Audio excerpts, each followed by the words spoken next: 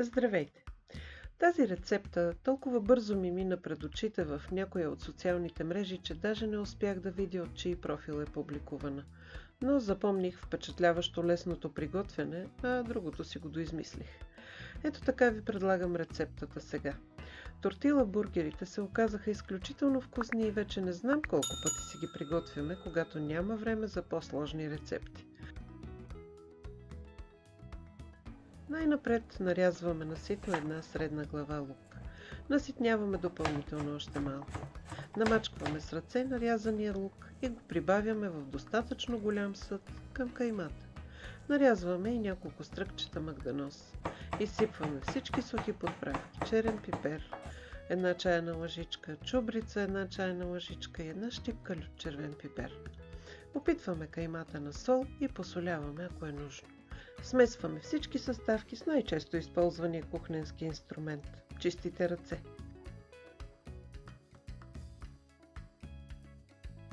Настъргваме кашкавала на едро ренде. Приключихме с подготовката и можем да пристъпим към готвенето на тортила бургерите. Вземаме две еднакви по размер чинии. Отрязваме парче стреч фолио с размер достатъчен да покрие и двете чинии.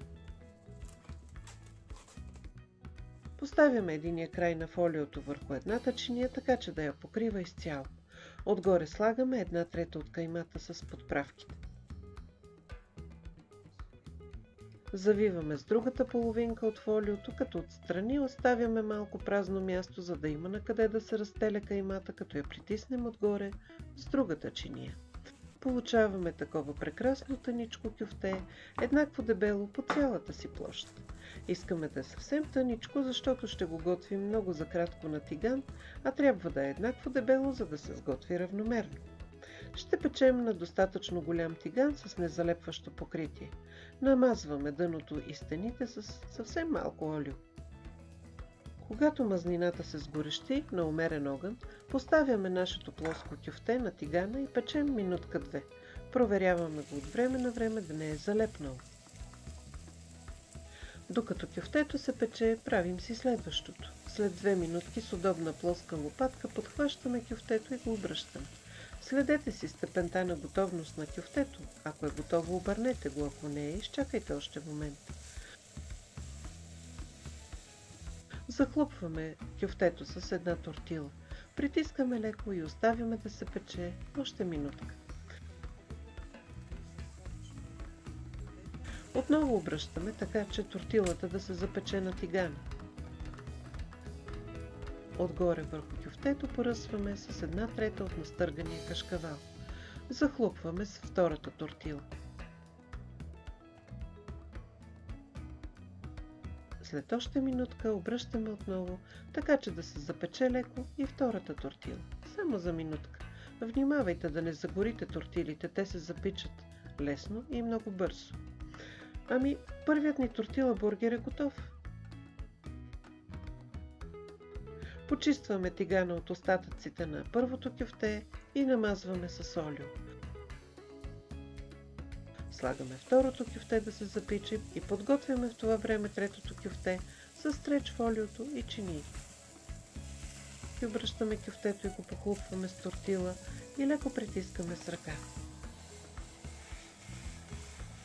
След минутка обръщаме двете заедно, така че тортилата да остане отдолу.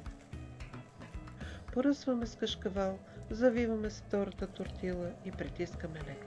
След минутка обръщаме да се запече и втората тортила. Готов е и втория тортила бургер. Така приготвяме и третия. От половин килограм кайма си направихме 3 тортила бургери, топли, сочни, вкусни и ароматни. Използвах обикновени тортили и такива с цвекло. Това смесване ни даде допълнителен красив цвят на нашето ястие. Гарнираме ги с любима салата или туршия.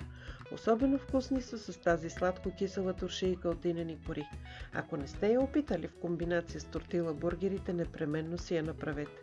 Един такъв тортила бургер е напълно достатъчен на възрастен човек да се нахрани, но е толкова вкусен, че най-вероятно ще поискате още. Добър апетит!